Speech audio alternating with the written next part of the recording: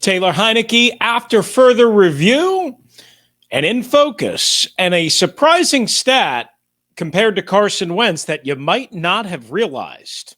Wait till you hear this one. As well, our finishing thoughts on the Sean Taylor Memorial installation. And what did a prominent ESPN analyst say about the crowd at FedExField? All of that to come right here, right now on the Locked On Commanders podcast. Come and join us. You are Locked On Commanders, your daily podcast on the Washington Commanders. Part of the Locked On Podcast Network, your team every day.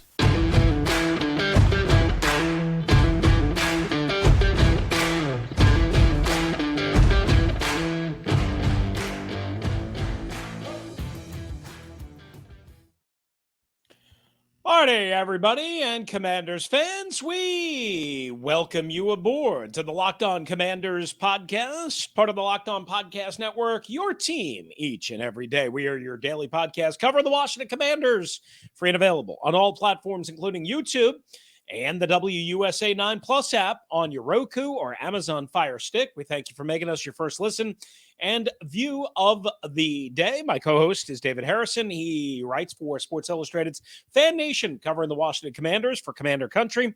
He is out on this particular episode. He'll return with Crossover Thursday, featuring Patricia Traina of Locked On Giants. Meanwhile, I am Chris Russell, one half of the Russell and Medhurst Show on the Team 980 and always live, free, and on demand on the Odyssey app. You can hear the show live Monday through Friday from 9 a.m. to noon Eastern time or anytime, along with this show, again, on the Odyssey app. When we're not here or there, we're on Twitter. David is at DHarrison82. I'm at RussellMania621, and the show at LO Commanders. All right, so we begin with Taylor Heinicke in focus, and after further review, something I try and do on my solo episodes a little bit, like take something that is a big storyline and kind of go a little bit deeper. From Sunday's game on Taylor Heinicke, now listen, the weather conditions weren't great. We all know that. I think we all understand that. But with Heinicke, you know, he started off great. There is no doubt about that. I think they caught the Atlanta Falcons a little bit with their pants around their ankles, for lack of a better term, because I don't think anybody in the media expected, maybe the fans didn't expect, and maybe Arthur Smith and the Atlanta Falcons players and coaches didn't expect Taylor Heinicke in an off and on rain to come out throwing all over the yard, including a 27-yarder off of play action on the very first play of the game, a perfect strike to Terry McLaurin. And as well, a 17-yard strike to De'Ami Brown, which was a little bit overthrown maybe, but De'Ami made a really nice catch and adjustment. And then a perfect swing pass to the right flat to Brian Robinson. We kind of covered, a lot of this in our previous two episodes, and really mostly our post-game Victory Monday episode, which was live from FedExField. So if you want more, I'd highly suggest you go back there. But he was better in the first half overall than in the second, but which is to say that he was good. It would be a stretch. I mean, he was okay. He wasn't terrible. He was really good on that first drive. And then there were a couple of other spots. He hit Antonio Gibson on a nice little wheel route. They had kind of like a cross slant action to it. Terry McLaurin on a boot rollout that I remember. He started, I think, 5 of 5, but then came the inconsistency. On the second drive of the game, after that first scoring drive, he had the near disaster forward flip pass. If you remember that they got a break on. I mean, that was barely a forward pass by a half yard, 3/4 of a yard, barely. Otherwise, that could have been a turnover. He also had the awful interception near the end of the first half, missing 2 wide open crossers right over the middle of the field. They could not have been more wide open, and blowing a field goal potential attempt and opportunity from Joey Sly. In the third quarter, now again, this is after halftime, of course, had a near should have been interception on that ball along the far sideline, which the corner, A.J. Terrell, jumped on 3rd and 15. Now, that's the first problem, 3rd and 15. Second problem is Taylor Heinicke making that kind of throw, that kind of decision, we all know that's not probably Taylor's game, right? He also missed back in the first half. Taylor Heinicke missed Terry McLaurin. He was wide open. Under pressure was Taylor, so I give him a little something there, as my friend Dr. Sabah pointed out on Twitter, and she is the world's biggest Taylor Heinicke fan.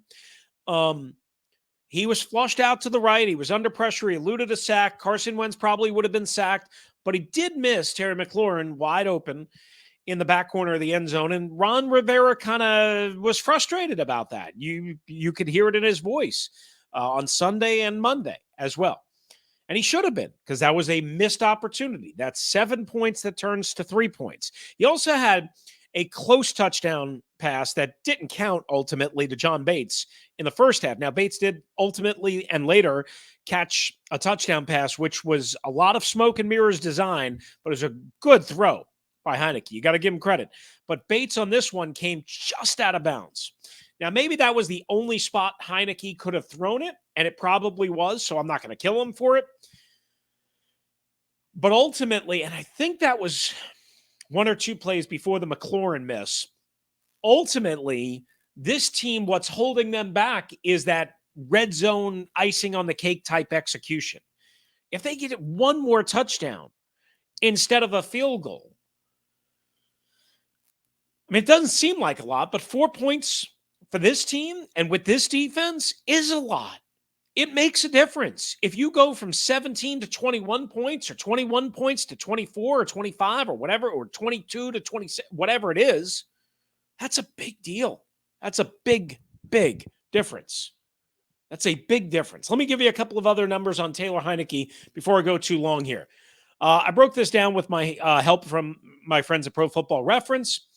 Taylor Heinicke has thrown 34 passes off of play action for 281 yards this year, or an 8.26 yards per attempt average. Now, obviously, you can't do that on every play, clearly, but they should do it more.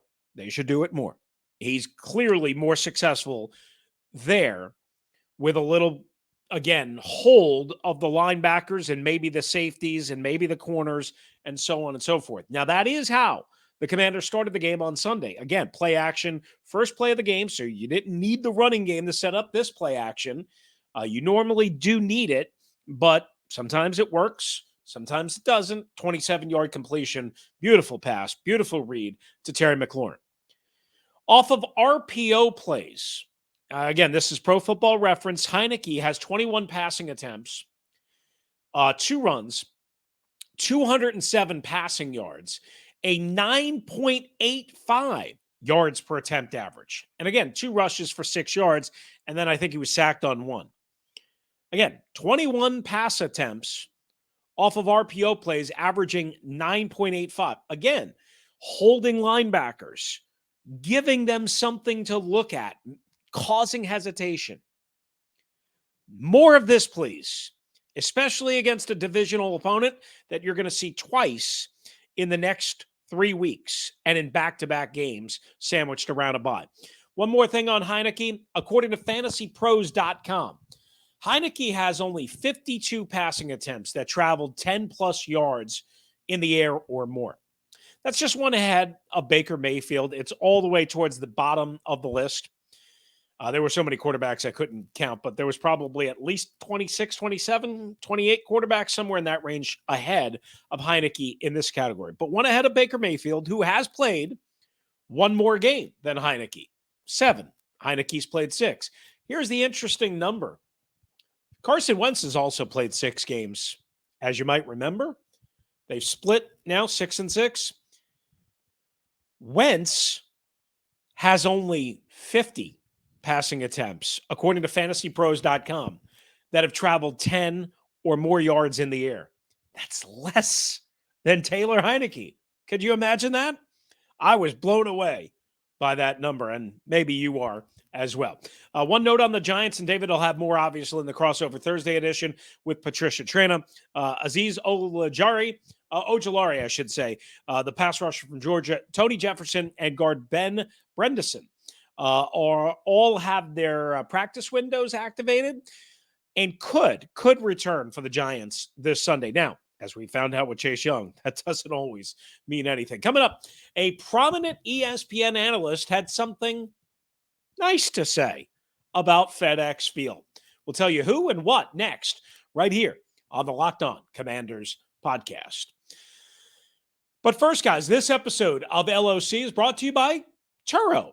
Turo is the world's largest car-sharing marketplace. With Turo, you can book any car you want, wherever you want it, from a community of local hosts. Man, did I wish I had Turo available to me about 2.5 years ago when I stood in a rental car line in Orlando International Airport at 2:30 in the morning for 3 hours. Boy, did I wish I had Turo. Don't make the same mistake back then that I did. Get yourself Turo. What's Turo? Well, we're going to tell you a little bit more. You can browse a huge selection of vehicles for just about any occasion or budget. You book an SUV or a minivan for a family road trip, a pickup truck for some errands, or even test drive an EV. Here's what the deal is. They're going to bring it to you in most cases, and you're going to get way more choices. Way more choices. Every trip is backed by liability insurance. Terms, conditions, and of course, exclusions apply. Forget boring rental cars. Find your drive right now at Turo. That's Turo.com. Turo.com.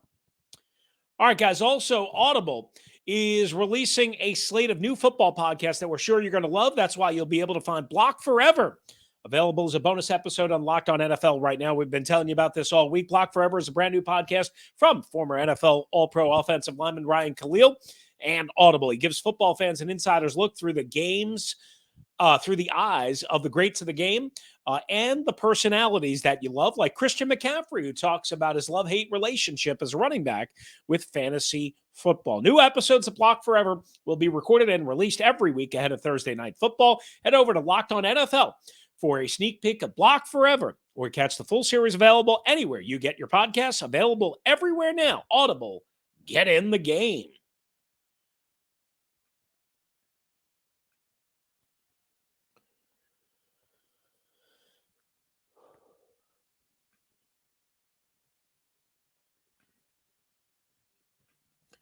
All right, back here on the Locked On Commanders podcast. Thanks for making us your first listen and a watch of the day. Again, part of the Locked On Podcast Network, your team every day. For your second listen and view, check out Locked On Sports Today. From the games that matter the most to the biggest stories in sports, go beyond the scoreboard and behind the scenes with local experts and insights only Locked On can provide. Locked On Sports Today, if it's available on this app, YouTube, and wherever you get your podcasts. So the prominent ESPN analyst that we were talking about and mentioning is Ryan Clark, a guy I covered for 1 year, his second tenure here. He was here previous to that. I was not around at that point. I didn't get to know Ryan very well. It was a very tough year. I think it was 2014, if memory serves me correct. I think it was Jay Gruden's first year.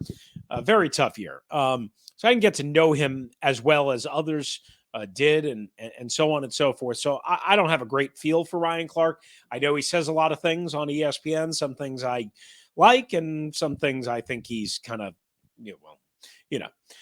but here's one thing he said, and we put the video and the audio up courtesy of ESPN and our friend Olivia Garvey at LO Commanders on Twitter. But for the purposes of our show, I'm just going to read you what I quoted him as saying. And Clark on ESPN said, when talking about FedExField, and he was there on Sunday for the Sean Taylor tribute, quote, the energy in that stadium is like college, almost a collegiate feel. There's a connection. I think it's because of the quarterback, but there's an identity. End quote. Now, we're used to so many people saying so many terrible things about the Washington fan base and FedExField. I thought this was really positive, right? And it's hard for David and I, because we're indoors behind glass, to truly sense and feel. But we can hear you guys. We can see the entire lower bowl. And I remarked on Twitter, and I think I mentioned it on the postgame show, that when Kendall Fuller comes up with that interception to help seal the game, it was the first time that I remember in a long time seeing the entire lower bowl of FedExField, almost the entire lower bowl, jumping in unison and in joy. Normally you see 10, 15, 20,000, whatever it might be, visiting fans of the Eagles, the Cowboys. You're going to see it from the Giants in a couple of weeks. The Packers, right? Other popular teams that have come in here. I don't know if the energy in the stadium, if I would compare it to a college atmosphere like Penn State or Michigan or Ohio State or LSU or Alabama or something like that, right? I don't know if I would go to where Ryan Clark went, but I respect and understand what he's come from. What I would say is there is a pent-up joy. There is a pent-up release from the fan base that still goes to these games. And it's a shrinking fan base, obviously, and it has been for a while. There is a joy, a euphoria that is noticeable. And it's not just when huge plays happen like the Kendall Fuller interception. We're talking about throughout the game. And sure, at times it can get quiet, what have you, but that's everywhere, right? So I get what Ryan Clark is saying, and I thought it was a really, really, really interesting point. I thought it was a really interesting point that he made the connection to a college feel. Again, if I said collegiate feel, I would probably more think, of a Northwestern or Maryland and bigger than that. But you get my point. I wouldn't compare it to Alabama or LSU or Death Valley and Clemson or Florida and the Swamp, right? I mean, that's not what we're talking about. But I thought it was a really interesting comparison. And he asked, is it because of the quarterback? And the answer for me is no. Sure, people like Taylor Heinicke, but just as many people that like Taylor Heinicke and believe in Taylor Heinicke and will him to win in the Heinicke Hive, I think criticize Taylor Heinicke and worry about Taylor Heinicke and hold their breath when it comes to Taylor Heinicke. I know I do. I'm a mixture of both. Is it because of the identity that has been developed over the course of this season as a tough, physical team, especially running the football with a good defense? That's what Ryan Clark kind of mentioned when he said identity. That is their identity. I want to say yes. I want to believe that's more than the Taylor Heinicke component. What I don't know is this. How many fans are still waiting for sex appeal, for 28 points a game, for 31 points a game, for a Patrick Mahomes like, Josh Allen like, Tua Tagovailoa like, wide open offense? Don't hold your breath. It's not anywhere close to happening. When Kendall Fuller intercepted that pass, though, again, the crowd all around the lower bowl, which is what I can see from the press box, exploded in unison. There was very few Falcons fans there. However, that is problematic because there were very few fans there overall. Yes, it was Thanksgiving weekend. Yes, it was Thanksgiving Sunday. A lot of people on vacation, a lot of people visiting family coming back. It was raining, but 53,864 was the listed paid attendance, not the actual in-house attendance.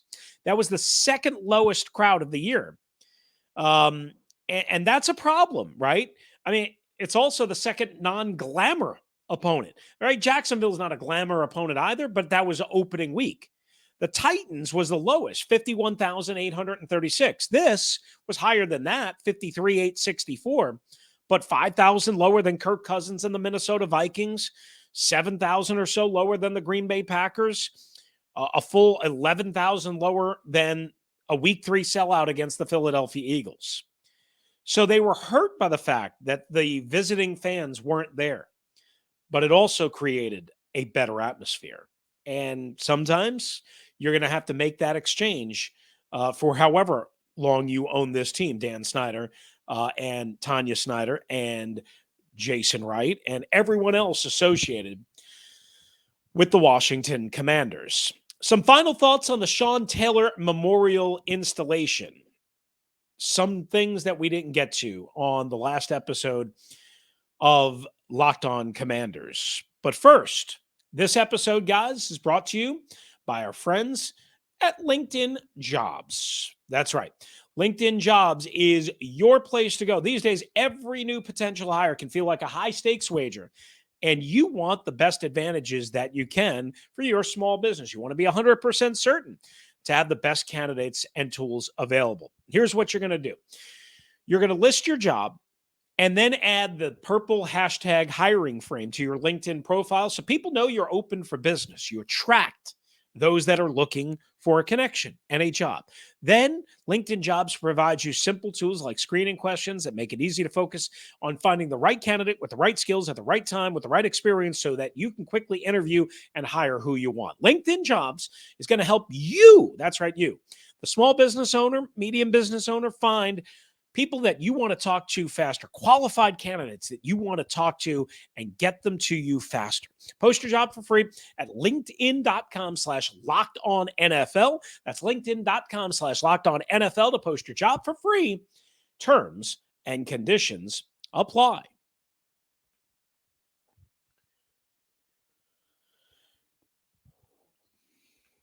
All right, wrapping up the Locked On Commanders podcast for this midweek edition. Again, David back for a crossover Thursday edition. So David had a very heartfelt group of sentiments, I guess, thoughts on the Sean Taylor Memorial Tribute and what it meant in his eyes and what he's been through as a Army vet who served our country and so on and so forth. And I wanted to give him as much time as I could to let it breathe and to let it stay. And I hope you guys really took the time to listen on the last episode. And if not, go back and listen. It's in the very first segment because it was really strong. So I'm going to let those lie. One thing that I've been thinking about, and I have not criticized the organization like everyone else has, but I've said, and I said on the episode, not a great look for the Washington Commanders. Not many things are, but this was not a good look, and there's no other way around that. Yes, the family seems to be happy. Yes, they tried to do something nice, and it completely blew up and backfired based on all of the criticism of the fans, the media, different outlets, TMZ, Deadspin, so on and so forth, all the talking TV shows. I mean, it's been all over the place. The biggest thing that I wanted to convey, the thing that drove me nuts the most, was the wiring rods that came and emanated from Sean's shoulders to his gloves. And then the wire rods, if you will, that came from the bottom of his uniform pants to the top of his football athletic socks. That bugged me the most. Like, you couldn't find a long sleeve undershirt to go under Sean's jersey to cover up the rods that went from basically here, if you're watching on YouTube, and you see where I am, basically the top of your bicep, all the way down to his gloves on his hands. You couldn't find something, a long sleeve shirt, a different type of mannequin or structure. That looked garish. It did not look good. You couldn't find something longer pants somehow. I don't care about the unmatching apparel lines. People are way too into fashion and all the different brands. I don't care. I'll leave that for somebody else. I just don't care. My colleague at Odyssey DC and 106.7 The Fan, Grant Paulson, suggested that the Commanders could have done a Madame Tussauds wax-like recreation. I thought that was a really interesting idea. I had not thought about it until I heard him talk about it on Tuesday afternoon. Probably would have been very costly. Maybe some people think part of the reason there was no statue was because it was costly. And the sale and so on and so forth. And maybe Dan Snyder truly does not have the liquid cash that people think he does because he's so leveraged out. That would have been interesting because one other thing that kind of bugs you as you look at it through the helmet and through the face mask, it's just an empty kind of dark space. There's nothing really there of Sean. Didn't look good. My partner on the radio, Pete Medhurst, said they should have just hung his jersey inside the glass enclosed structure. And I argued, hey, not a bad idea. I understand number 21, so on and so forth, retired legend lore, all that. My only thing was people would have then made fun of them for not having legs or arms or a helmet or what have you. My colleague JP Finley did point out something positive. He liked the fact that they didn't put Commanders gear on Sean. Sean didn't play for the Commanders. He's the former team name. They put that helmet on Sean, that jersey on Sean. That was interesting. Listen, we're all going to think differently. The organization gets no benefit of the doubt because they haven't earned it. They have no credibility. There's no buy-in factor. There's no benefit of the doubt. Everything that they do is screwed up to a large degree. I shouldn't say, let me pause. I shouldn't say everything. A lot of things that they do, and especially when it's come to Sean Taylor tributes. Will they get it right when they unveil the new mascot on January 1st for the Cleveland Browns? Will they get it right when my former broadcast colleague and partner, Sonny Jurgensen, Hall of Famer, comes back to FedExField for week 18 against the Dallas Cowboys? We don't have an exact date yet. January 7th or 8th. Will they? I don't know. I hope so. Because they sure, as you know what, didn't nail this the way they should have nailed it. And I don't know whose fault that is. I don't know if that's Dan and Tanya. I don't know if that's Jason Wright. I don't know if that's some marketing person. I have no idea. Nobody's talking from the organization. They're not issuing brash and bold statements. They're not really talking about it. Media has tried. We've tried. I've tried. They're just kind of letting it die down, which is probably the best thing for them to do. All right, that wraps up this particular episode of the Locked On Commanders podcast. We want to thank you for making LOC your first listen and view of the day. Come on back for the next episode. Again, David, we'll have crossover Thursday as we get you set for a big road game at MetLife Stadium in East Rutherford against the New York Giants. Both David and I will be on site at MetLife Stadium on Sunday. Meanwhile, check out the Lock On Sports Today podcast with our pal Peter Bukowski and friends. He has you covered on every game and sport that matters and all the big stories and inside scoop. It's Locked On Sports Today. It's available on the Odyssey app, YouTube, or wherever you get your podcasts. If you want to hop in, it's 301-615-3577. That's 301-615-3577. That's going to do it for us today, Commanders fans. Thanks again for joining us. We're free and available on all platforms, part of the Locked On Podcast Network, your team every day. For David Harrison covering the Washington Commanders for SI.com's FanNation and Commander Country, I'm Chris Russell, one half of the Russell and Medhurst Show on the Team 980 and the Odyssey app. We'll be back right here on the Locked On Commanders podcast.